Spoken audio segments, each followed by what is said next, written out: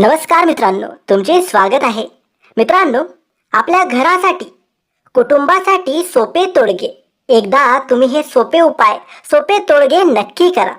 मित्रांनो, जो मळकट कपडे घालतो, दात स्वच्छ घासत नाही, जास्त जेवतो, कठोर बोलतो आणि सूर्योदयी अथवा सूर्यास्ता समयी झोपतो, तो साक्षात विष्णू असला तरी लक्ष्मी माता त्याला सोडून निघून जाते. जी व्यक्ती दररोज सूर्यनारायणाला किंवा गणपतीला नमस्कार करते, तिला आयुष्य, आरोग्य, ऐश्वर्य व तेजाची प्राप्ती होते. कामानिमित्त घरातून बाहेर पडताना एखादे तुळशी पत्र तोंडात टाकावे. पैशाअभावी अडकलेली कामे मार्गी लागतील. घरात, दुकानात किंवा कार्यालयात मुरली वाजविणाऱ्या श्रीकृष्णाची तस्वीर, फोटो पूर्वेकडील भिंतीवर लावावी. कर्ज घेण्याची वेळ कधीच येणार नाही. घरामध्ये सूर्योदय आणि सूर्यास्ताच्या अगोदर झाडू मारावा. त्यामुळे घरामध्ये दारिद्र्य येत नाही. कुलदैवताचे वर्षातून एकदा दर्शन घ्यावे. अभिषेक व पूजा टाळाटाळ न करता करावी. तुमच्याकडे पैशाचा योग सतत वाहत राहील.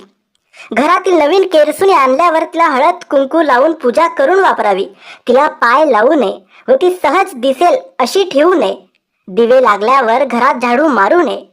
घराचा मुख्य दरवाजा नेहमी फडक्याने पुसून स्वच्छ ठेवावा. तसेच संध्याकाळी 3ही सांजेला मुख्य दरवाजा थोडा वेळ उघडा ठेवावा. त्यावेळेस धूप दाखवावी. रोज सकाळी पहिली भाकरी गाईला, दुसरी कुत्र्याला व तिसरी छतावर पक्ष्यांसाठी ठेवावी. यामुळे पितृदोष नाहीसा होतो व पितृदोषाने होणारा त्रासही कमी होतो.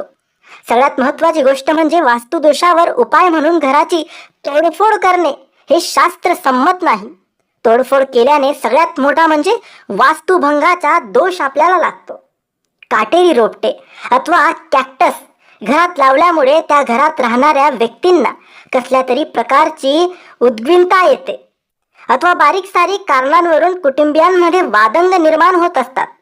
आणि म्हणून अशा प्रकारचे काटेरी वृक्ष घरामध्ये लावणे प्रत्येकाने जरूर टाळावे. रोख रक्कम हातात पडली की ती घरी आणून देवापुढे ठेवावी. कुठल्याही परिस्थितीत त्यातील 1 रुपयाही खर्च करू नका.